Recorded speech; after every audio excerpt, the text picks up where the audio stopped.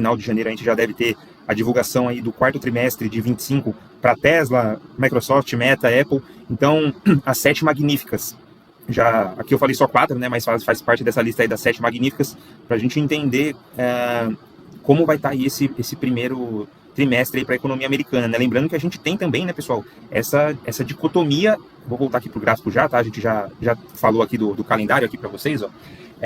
Lembrando que a gente tem essa dicotomia entre a performance dos índices, né, do mercado tradicional aí com S&P, Dow Jones e Nasdaq renovando as suas máximas históricas, né, fechando o ano ali em all-time high, enquanto o Bitcoin já vem trazendo aí essa relação de uma queda do topo de 35%, né, que é o que a gente vem repercutindo ao longo desse mês de dezembro, né, quando a queda acabou se acentuando. Então tudo leva a crer, né, pessoal, que a gente vai terminar aqui o ano, né, de 2025 com o patamar aqui abaixo de 93 mil. E aí eu falo 93 mil muito pelo seguinte, né, se a gente pegar aqui o anual, se eu pego aqui o anual do Bitcoin, a gente tem aqui, ó, cada vela dessa aqui, tá, galera, para vocês terem uma noção, representa 12 meses, cada vela dessa. Então, da estrutura que a gente tem aí, desde o momento que a gente começou aqui a acompanhar janeiro de 2011, aqui essa visão do gráfico e a estrutura aí de halving a partir de 2012, vai ser a primeira vez que a gente vai ter um fechamento, calma, né? A máxima aqui, ó, o fechamento do ano passado, 93.300. Então a gente está caminhando, tem algumas horas ainda, claro, mas a gente está caminhando para fechar abaixo, né, desses 93 mil no anual. Então isso aqui é uma quebra, uma mudança, né, de paradigma aqui, de comportamento do que a gente via para o Bitcoin nos anos aí de halving. Se vocês observam aqui comigo, ó, entrando mais no detalhe, a gente tem aqui um ano negativo e a gente segue aqui de 3 anos positivos, né? E aí a gente teve novamente aí um ano negativo, que foi o ano do bear market, e aí a gente segue aí com 2023, 24 e 25. Então eu tenho um ano de queda para 3 anos de alta. E isso está sendo quebrado, né, confirmado, se a gente realmente tiver esse fechamento aqui abaixo desses 93 mil. Então, quando a gente faz essa comparação no anual, a gente tem aqui um Bitcoin fechando aí por enquanto, né, eu reitero, tem ainda quase 8 horas para fechar isso daqui. Mas questão de liquidez, de movimentação, a gente está percebendo até o Bitcoin perdendo, né, nessa manhã, os 88 mil. Então aqui, galera, acho que é bem interessante a gente ter esse contraste aqui de que a gente vai ter um ano com o Bitcoin tendo um fechamento de vela anual abaixo aí do ano anterior. Isso, novamente, a gente teve aqui, lógico, né, o Bitcoin em anos de correção, mas aqui o meu ponto é que na estrutura que a gente tem de halving, né, no ano pós-halving, a gente tem o Bitcoin fechando acima da vela do ano anterior. E isso não vai se repetir, tá? Tudo leva a crer aqui que não vai. Então, esse fechamento aqui teria que ocorrer acima de 93.400, tá? Então tem essa gordura aí, né, esses pouco mais aí de 7% que o Bitcoin teria que se recuperar para a gente manter essa estrutura, tá, galera? Então, acho que isso é um ponto para a gente olhar em linha simples do que está acontecendo, né? Então, esses sintomas aí se confirmando dessa out-season aí, né, que acabou não vindo. E aí, a partir do próximo dia, já com essa nova vela anual se inaugurando, a gente já vai ter naturalmente esses níveis de resistência, né? Aqui na faixa dos 93 mil, que foi o fechamento em 2024, e a abertura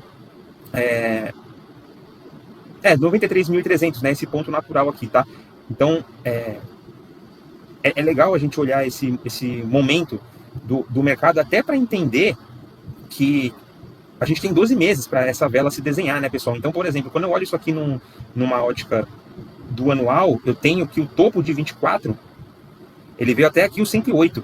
Então, por exemplo, não é nenhum absurdo, por exemplo, no começo do ano, de repente, ou em algum momento do ano, o mercado buscar essas regiões aqui do 108, né? Nem que seja para depois largar esse pavio aqui e continuar aqui o seu movimento maior aqui de correção, tá?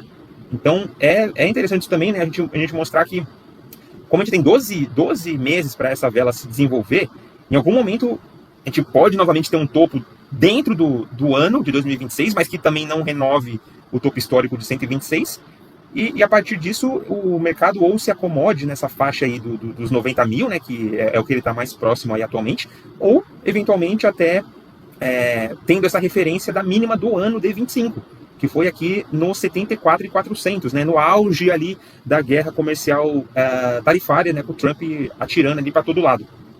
Então esses são os pontos aí, né, que de largada a gente já consegue olhar para ter algum vislumbre aí do que o mercado vai olhar pelo menos nesse primeiro trimestre aí, né, o que ele pode querer apresentar aqui pra gente, tá bom? E tem pontos aí interessantes também de exagero, né? Então nos 12 meses a gente tem essa região dos 46 mil aqui também, em algum momento, não estou dizendo que vai bater ali, mas pode em algum momento também fazer sentido a gente aí esse patamar de 47. Então vocês vão percebendo, né, que a gente vai, à medida que a gente vai rompendo aqui, né, os ranges, as regiões, aí eu vou olhando para outros suportes e resistências, né, pessoal? Mas claro, a gente não pode ser pego de surpresa, a gente tem que saber mais ou menos onde a gente está pisando. Por isso que a gente alertou também bastante sobre essa figura aqui, né, sobre essa figura do Bitcoin também no mensal. Em algum momento, né, a gente comentou bastante dessa boca de jacaré que foi se abrindo, né, até distanciar, e a gente tem o caminho natural de encurtar esse gap, né, de fechar essa boca do jacaré. A gente sempre usou bastante essa analogia, e agora a gente tem o preço justamente aqui encalacrado entre esse 97 mil, já é um esforço hercúleo que ele teria que fazer aqui para voltar a subir, e ao mesmo tempo aqui a média de 55, que é nosso carro-chefe aqui no canal, esperando ansiosamente aí, né, qualquer deslize para testar esses níveis, tá? Então, nunca fez tanto sentido também essa visão aqui no mensal pro Bitcoin aqui pra gente, tá, galera? Então, acho que é um momento aí da gente manter a estratégia, ter a paciência. Nossa missão, acredito que foi cumprida aí. Tem 2 membros do canal aí, um salve também pro Mário Paiva, acabei de ver que chegou aí para enriquecer a nossa live. A gente foi muito cirúrgico nos 2 momentos do ano que vocês precisaram aí de um posicionamento. A gente apareceu tanto na live ali da madrugada dos 78 mil do Bitcoin, tá, galera? Então aquela live, 1 da manhã, a gente tava aqui quando aconteceu esse movimento aqui, tá, que eu tô circulando para vocês. Então esse movimento aqui também muito ancorado aqui nessa média de 55, repetindo o passado do carry trade aqui no Japão. Então a gente foi muito feliz, né, em detectar esse ponto aqui, mostrando que não é impossível ninguém fazer essa análise, galera. Não faço nada além do que o arroz com feijão aqui básico. É o que eu tento falar para vocês, né, olhar a movimentação no tempo gráfico maior acaba eliminando bastante aí do ruído, tá? Então aqui a gente foi muito feliz nesse momento. Então foi 2 momentos que a gente foi aí cirúrgico com vocês, tanto esse aqui do 74 mil, que aí corroborou com a guerra comercial do Trump, e nesse rompimento falso aqui dos 120 mil, trazendo aí também muito parecido esse movimento aqui de falso rompimento do ciclo do ano passado. A gente falou bastante aí sobre o mercado fazer esse M aqui do McDonald's, que a gente até comentou ali brincando.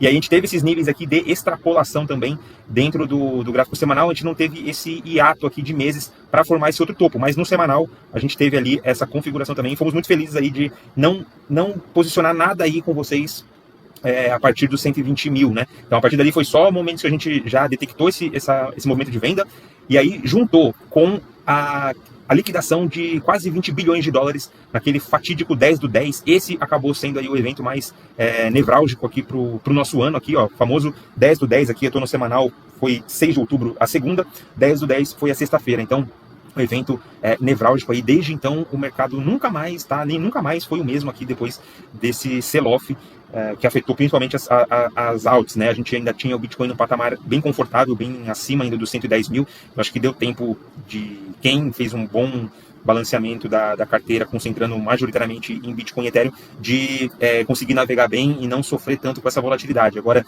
quem já estava muito focado, por exemplo, em Virtual, em Pendle, em outras altcoins mais degeneradas aí, Ethena, aí já levou uma ré aí de 70%, 80% e conseguiu recuperar ali parte disso, né? Se não foi rápido, no momento que ainda tinha liquidez no mercado ali para fazer essa volta e não realizou essas posições, acabou amargando aí um prejuízo maior, tá?